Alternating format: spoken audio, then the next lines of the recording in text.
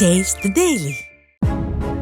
அண்ணா பல்கலைக்கழக மாணவி பாலியல் வன்கொடுமை செய்யப்பட்டதை கண்டித்து திமுக அரசுக்கு எதிராக சேலம் மாவட்டம் கோட்டை மைதானத்தில் அதிமுகவினர் போராட்டத்தில் ஈடுபட்டனர். உரிய அனுமதியின்றி திமுக அரசுக்கு எதிராக பதாகைகளை ஏந்தியும் கோஷங்கள் எழுப்பியும் அதிமுகவினர் போராட்டத்தில் ஈடுபட்ட நிலையில் 300க்கும் மேற்பட்ட போலீசார் குவிக்கப்பட்டனர்.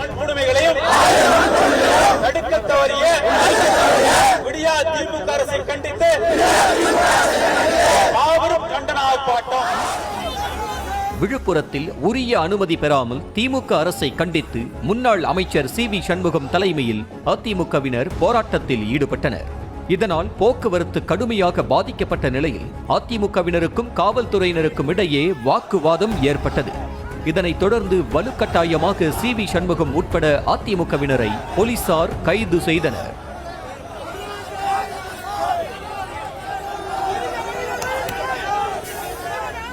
கரூர் மாவட்டம் தலைமை தபால் நிலையம் அருகே திமுக அரசை கண்டித்து முன்னாள் அமைச்சர் எம்.ஆர். விஜயபாஸ்கர் தலைமையில் சுமார் 500க்கும் மேற்பட்ட அதிமுகவினர் ஆர்ப்பாட்டத்தில் ஈடுபட்டனர்.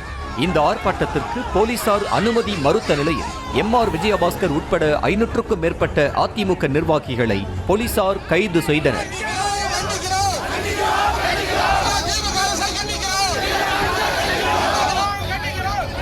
கடலூர் மாவட்டம் தலைமை தபால் நிலையம் அருகே முன்னாள் அமைச்சர் எம்.சி. சம்பத் தலைமையில் திமுக அரசை கண்டித்து போராட்டம் நடத்த ஏற்பாடுகள் நடைபெற்ற நிலையில் போராட்டத்திற்கு அனுமதி மறுத்த போலீசார் ஒன்று கூடிய அதிமுகவினரை கைது செய்தனர்.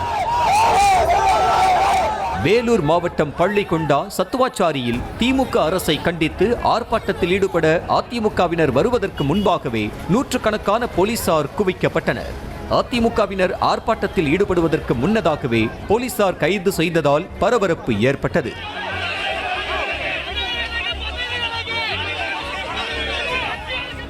காஞ்சிபுரத்தில் அதிமுகவினர் ஆர்ப்பாட்டம் நடத்த காவல்துறை சார்பில் அனுமதி மறுக்கப்பட்ட நிலையில் அதனை மீறி முதல்வர் மு.க. ஸ்டாலினுக்கு எதிராக கண்டன முழக்கங்களை எழுப்பி அதிமுகவினர் ஆர்ப்பாட்டத்தில் ஈடுபட்டனர்.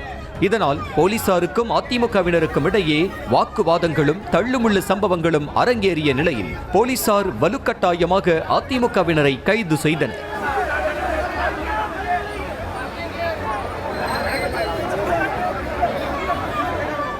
மதுரை செல்லூர் 60 அடி ரோடில் முன்னாள் அமைச்சர் செல்லூர் ராஜு தலைமையில் அதிமுகவினர் திமுக அரசின் ஆட்சியை கண்டித்து ஆர்ப்பாட்டத்தில் ஈடுபட்டனர்.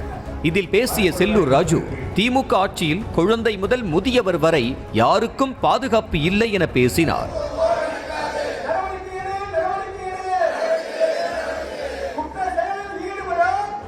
அண்ணா பல்கலைக்கழக மாணவி பாலியல் வன்கொடுமை செய்யப்பட்டதை கண்டித்து கிருஷ்ணகிரியில் அதிமுக கழக துணை பொதுச் செயலாளர் கே.பி. முனுசாமி தலைமையில் ஆர்ப்பாட்டம் நடைபெற்றது.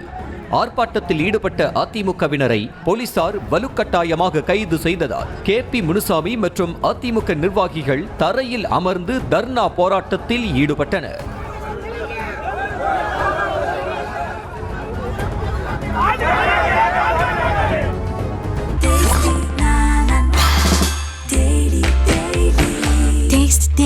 Taste the Daily.